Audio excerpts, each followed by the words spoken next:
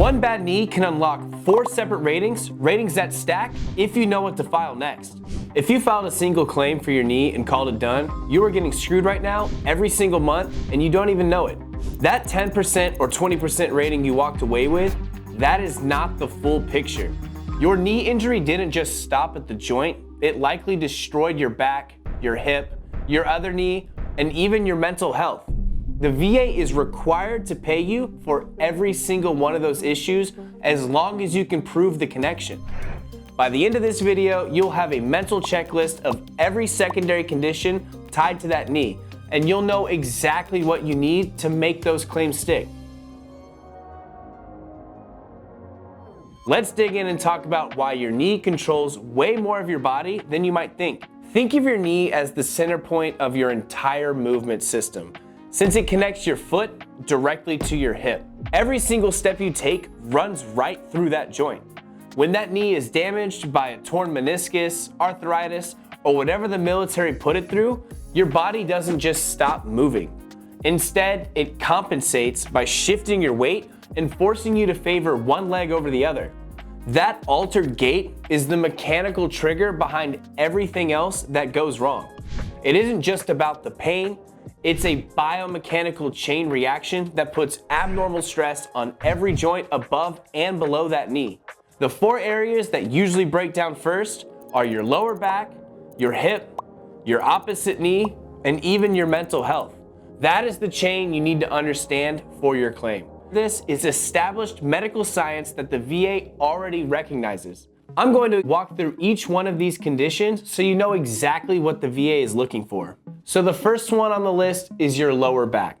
When you favor your bad leg, your pelvis tilts and your spine twists to compensate with every step just to keep you balanced. Over time, the asymmetric loading causes muscle strain, disc degeneration, and facet joint arthritis because the back was never designed to absorb movement that way.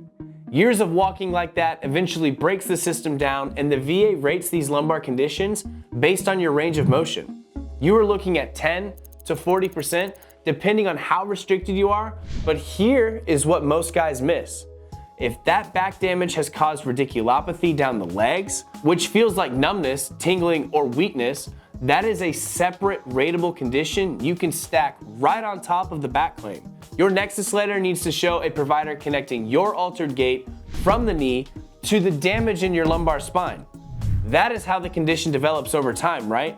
The second condition you need to look at is your hip. When you limp, your hip takes an abnormal load on every single step you take, and year after year, that accelerated wear produces hip arthritis, bursitis, or labral tears. The VA rates hip conditions anywhere from 10 to 90% depending on the severity and how much motion you have lost over the years. What you need to secure this is a current hip diagnosis and imaging showing the degenerative changes. You also need a Nexus letter linking the compensatory pattern from your knee to the hip breakdown. Document the limp, get the imaging, and get the letter. Third is your contralateral knee, which is just a fancy way of saying the good one.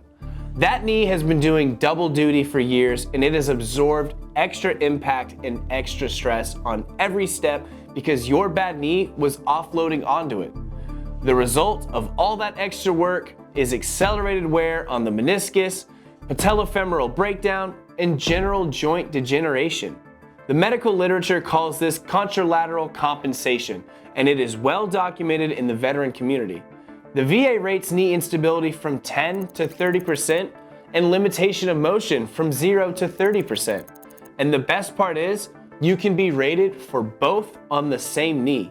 If both of your knees are hurting, but only one is service connected, the other one is almost certainly a secondary condition. File it. The fourth one is depression and mental health, and this might be the highest value claim on the entire list. Chronic pain does not just wear down your joints. It grinds down your mind until you feel like a different person. You can't sleep because the pain wakes you up, and you can't work out or play with your kids like you used to. That loss of function and that constant limitation is a documented medical condition that the VA rates from 0 to 100% based on your occupational and social impairment. Not filing this doesn't make you tough, It just means you are leaving money on the table every single month that your family needs. Any provider who can connect your chronic pain to a mental health diagnosis can write that Nexus letter for you. Now let's talk about the nitty-gritty of what actually makes these claims stick. The limp is the thread that runs through all 4 of these conditions, so you have to get it on paper immediately. Ask your provider to note your gait at your next appointment and make sure you write it into your buddy statement. If your gait is off and nobody has documented it, you are making the rater's job easier and your job harder. That one note in your medical record becomes the foundation of every secondary claim on the list. Imaging is the next piece of the puzzle. X-rays and MRIs showing degenerative changes in your back, hip, and other knee. If you have not had imaging in a while, go ahead and ask for it at your next visit instead of waiting around. The VA will not connect a single dot for you, so if you don't hand them that connection in writing, it simply does not get made, period. Here is the math when you actually do it right. One knee at 10% versus a knee plus back plus hip plus mental health lands you at 60 to 70% or higher using that famous VA combined math. Your knee is a gateway condition and every secondary issue it caused is a separate rating you've already earned. The problem is you just haven't filed for them yet. Before you head to your next appointment, tell your doctor to document your gait because that single note starts the whole chain.